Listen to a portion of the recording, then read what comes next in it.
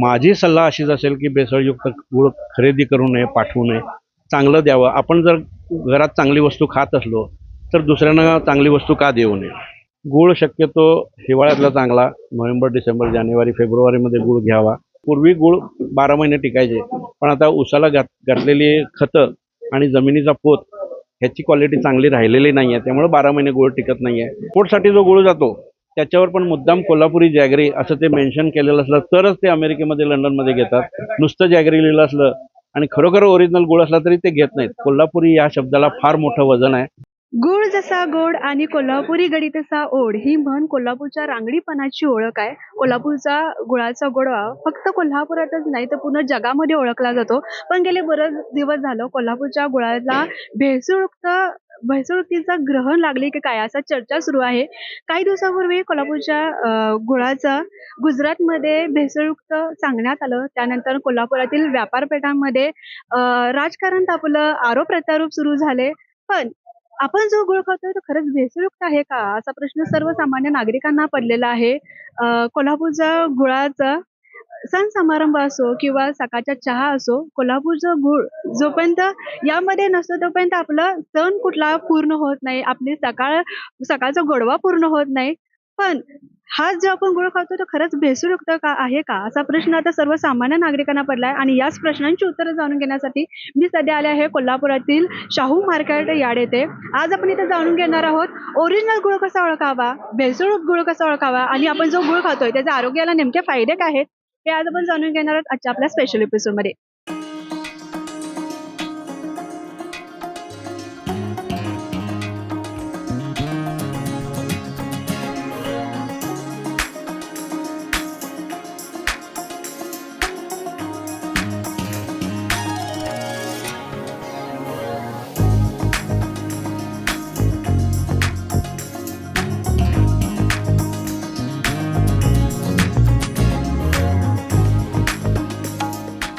मी सध्या शाहू मार्केट यार्डमध्ये आले आहे. सगळ्यात गुळाचं मोठं बाजारपेठ म्हणून ओळखलं जातं आणि आपल्यासोबत आहेत व्यापारी निमेश वेद सर. गेले 45 वर्ष झालं ते गुळाचे व्यापारी आहेत. नमस्कार सर. नमस्कार. सर मी डायरेक्ट प्रश्नावरच येते. परवाच भेसळयुक्त गुळावर प्रकरण आपल्या कोल्हापुरामध्ये झालं, त्यामुळं खूप चर्चा रंगली. सर याकडे तुम्ही कसं बघताय, एक व्यापारी म्हणून कसं बघताय याकडं? भेसळयुक्त गूळ खरं म्हणजे उत्पादित पण होऊ नये आणि खाऊ पण नाही, विकू पण नाही. तरी देखील गुळाची उपलब्धता कमी असल्यामुळे उपलब्धता वाढावी म्हणून काही गूळ उत्पादक हा भेसळयुक्त गूळ तयार करतात. पण तो त्यांचाही दोष नाही आहे. गुजरातून मागणी तशी आलेली असते की असा गूळ पाठवा. कारण भेसळयुक्त नसलेला गूळ जर चांगला ओरिजिनल असेल तर त्याला रंग चांगला असत नाही आहे आणि त्याला फिनिशिंग पण चांगलं नसतं. त्यामुळं लोकांना चांगला गूळ दिसायला चांगला असा पाहिजे असतो, म्हणून हे सगळं प्रकरण चालू आहे. माझी सल्ला अशीच असेल की भेसळयुक्त गूळ खरेदी करू नये, पाठवू नये, चांगलं द्यावं. आपण जर घरात चांगली वस्तू खात असलो तर दुसऱ्यांना चांगली वस्तू का देऊ नये. आता लोकांमध्ये एक भीती निर्माण झाल्या की भेसळयुक्त आपण जे नॉर्मल गूळ खातो ते भेसळयुक्त आहे का? मग भेसळयुक्त गूळ कसा ओळखायला पाहिजे? सर्वसामान्य नागरिक जेव्हा एखादा गूळ खरेदी करतो त्यांना तुम्ही काय सल्ला द्याल, कशा पद्धतीने ओळखायला पाहिजे बाबा हे भेसळयुक्त आहे?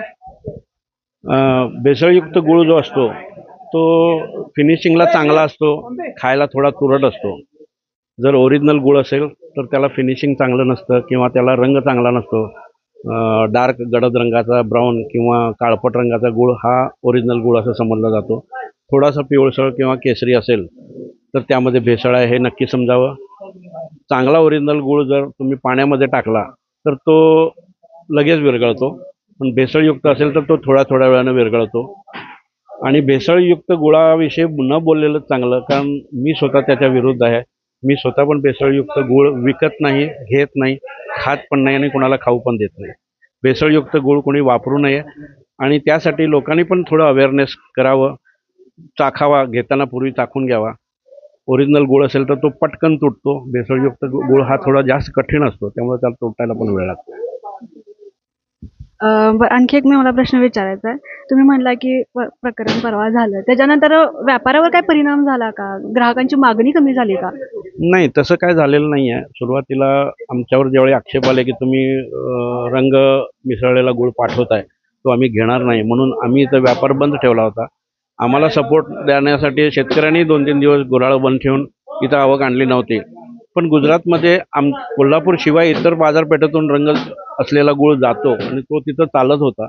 शेवटी त्यांनी मागणी केली की तुम्ही पण रंग आहे तसा पाठवा, म्हणून आहे तशी व्यापार परत सुरू झालेला आहे. त्यामुळे तसा काय परिणाम खास झालेला नाही. आता जे महिलांसाठी विशेष प्रश्न विचारते, जेव्हा महिला घरात गुळ आणतात तेव्हा ते चिकट चिकट होतं.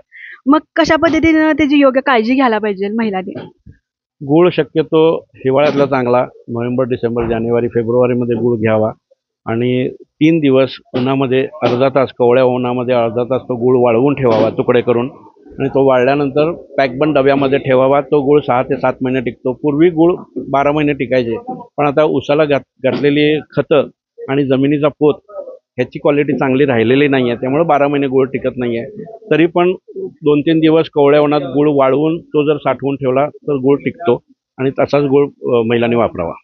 आणखी एक प्रश्न, आता कितीतरी महिलांनी गुळ खरेदी केला असणार, घरात असणार आहे त्यांच्या गुळ, त्यांच्यासाठी काय सल्ला तुम्ही सांगणार? तर गुळ आणलाय तो, महिला युजली असं काही टाकत आहेत, अन्नाच्या पदार्थात अजिबात टाकत नाहीत, सर त्यांना काय सल्ला देणार काय, म्हणजे कशा पद्धतीने काळजी घ्यावी? त्यांना मी एकच सल्ला देईन, गूळ हा चांगल्या ठिकाणाहून खरेदी करा, चौकशी करा. गूळ महाग मिळतो म्हणून त्या घेत नाहीत, स्वस्त मिळतो म्हणून घेतात आणि तो मग रासायनिक युक्त गूळ असतो, तो टिकत नाही, घरात ठेवल्यावर बिघडतो आणि 50-60 रुपयाची आणलेली वस्तू ही टाकून देता येत नाही किंवा इतका खराब झालेला असतो की तो जनावरांना पण खायला देता येत नाही आणि घरात वास मारते, घरातले इतर पदार्थ बिघडतात. त्यांनी लागेल तेवढाच गूळ न्यावा, चांगला गूळ घ्यावा, चांगल्या प्रतीचा घ्यावा, दराकडे पाहू नये. कारण की आपण मोस्टली गूळ हा सणावारासाठी जास्त वापरतो, त्यामुळे पोळ्या किंवा मोदकचं सारण हे बिघडू नये यासाठी चांगला गूळ घ्यावा. गुळाचे आरोग्यदायी पण भरपूर फायदे आहेत, त्याबद्दल थोडी माहिती सांगा. आहेत. गूळ हा खरोखर आरोग्यदृष्ट्या चांगला आहे. मी सुरुवात उत्तर प्रदेशपासून करतो. पंजाबमध्ये ज्यावेळी बायका प्रेग्नंट असतात त्यावेळी त्यांना प्रिस्क्रिप्शनमध्ये 100 ग्रॅम गूळ दिलेला असतो. 2 टाईम 50-50 ग्रॅम 2 टाईम गूळ खावा, कारण त्यामध्ये पौष्टिक मूल्य फार असतात. इथं महाराष्ट्राचा, गुजरातचा विचार केला तर गुळाचे गुणधर्म एवढे आहेत की जे गूळ उत्पादकांना पण माहीत नाही आहेत. उन्हाळ्यामध्ये गुळाचं पाणी, एक खडा गूळ पाण्यात विरघळून त्या पाण्यामध्ये थोडासा लिंबाचा रस टाकून, थोडंसं मीठ टाकून जर 2 ग्लास उन्हाळ्यामध्ये प्यालो तर त्यामुळं पित्त नष्ट होतं. मला स्वतःचा अनुभव आहे. माझं 22 वर्ष मला पित्त होतं, ते पूर्ण पित्त गेलेलं आहे आणि मी सगळ्यांना तो सल्ला देतो. दुसरी गोष्ट, ज्या लेडीज लोकांचं हिमोग्लोबिन फार कमी असतं पुरुषांच्या पेक्षा, त्यांनी रोज गूळ खावा, चांगला गूळ खावा, भेसळयुक्त खाऊ नये. तो गूळ रोज खाल्ल्यानं त्यांचं हिमोग्लोबिन 1 महिन्याच्यात वाढतं, 12पर्यंत पोचतं, 8चं 12पर्यंत पोचतं. आणि गुळाचे गुणधर्म फार आहेत, सांगेल तितके कमी आहेत. लोकांनी आवर्जून गूळ खावा असं माझं म्हणणं आहे. रत्नागिरी हापूस जसं प्रसिद्ध आहे तसं आपला कोल्हापूरचा गुळ पूर्ण जगामध्ये प्रसिद्ध आहे. त्याचं काय वेगळापणा काय गुळामध्ये? बाकींच्या राज्यामधल्या गुळ किंवा बाकींच्या शहरामधल्या गुळामध्ये वेगळा, म्हणजे आपला कोल्हापूरमध्ये काय एवढं वेगळं आहे? कोल्हापुरी ची जमीन आहे ज्यामध्ये ऊस पिकवला जातो, ही पिकाऊ जमीन आहे. फार चांगली, म्हणजे पोषक मूल्य असलेली ती जमीन आहे. त्यामध्ये ऊस पिकवला जातो.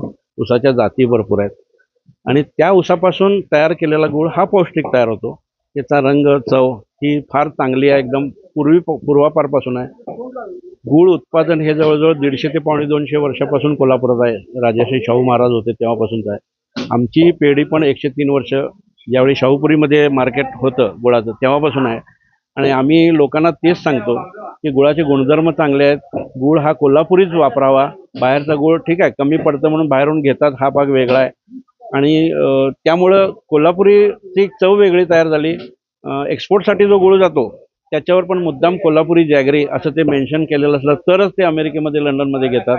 नुसतं जॅगरी लिहिलं असलं आणि खरोखर ओरिजिनल गूळ असला तरी ते घेत नाहीत. कोल्हापुरी या शब्दाला फार मोठं वजन आहे आणि ते आम्ही ठेवलेलं आहे, ह्याची आम्हाला फार अभिमान आहे. आणखी एक प्रश्न मी विचारते. आता म्हणलं, आपण मगाशीच मुद्दा काढला होता की भेसळयुक्त कोल्हापुरी गुळाला बोललं गेलं, त्या आरोपानंतर काय बदल करण्यात आलात गुळासंदर्भात? व्यापाऱ्यांमध्ये काय बदल केलात गुळामध्ये? पहिल्यांदा काही गुळ उत्पादकांनी सुरुवात केलेली आहे की त्यामध्ये रंग न टाकताना गुळ आणायचं त्यांनी आता सुरुवात केलेली आहे आणि त्या गुळाला पण दर चांगला मिळतो आहे. कुठल्याही गोष्टीचा बदल करायचा असला तर सुरुवात क्रांतिकारी पाऊल घ्यायला लागते. त्याप्रमाणे आमच्या पण खरेदीदार व्यापाऱ्यांनी त्याप्रमाणे गुळ खरेदी चालू केलेली आहे. हळूहळू अवेअरनेस येईल तसे गुळ उत्पादक पण हळूहळू रंग न टाकता किंवा साखर न टाकता गुळ आणतील. भेसळयुक्त गुळासंदर्भात कोल्हापूरमध्ये अनेक चर्चा सुरू असताना आपण कोल्हापुरातील मार्केट यार्डमध्ये आलो. ओरिजिनल गुळ कसा ओळखायचा, भेसळयुक्त गुळ कसा ओळखावा याची माहिती जाणून घेतली. आणि सर्वात म्हणजे अनेक आरोप चालू होते व्यापाऱ्यांमध्ये, पण व्यापाऱ्यांनी सुद्धा गुळासंदर्भात अनेक बदल केले आहेत. यासोबतच सरांनी आपल्याला माहिती दिली की ओरिजिनल गुळ कसं ओळखावे, स्पेशली महिलांसाठी विशेष सूचना दिल्या आहेत. नक्की तुम्ही पालन करा या गोष्टीचा. जेव्हा आपण एखादी गोष्ट खरेदी करतो ते आपल्या हातात असतं की घ्यायचं का नाही, ती भेसळयुक्त असो किंवा ओरिजिनल असो, ते आपल्या हातात असतं. कारण तुम्ही योग्य घेतला तर तुमचं आरोग्य चांगलं राहणार आहे. आरोग्य आपल्या हातामध्ये आहे. त्यामुळं नक्की तुम्ही भेसळयुक्त घेताना किंवा काही काही वस्तू घेताना नक्की त्याची चाचणी करा. कॅमेरा पर्सन सुरज पाटील सह मी नित्या पोद्दार, तरुण भारत, कोल्हापूर.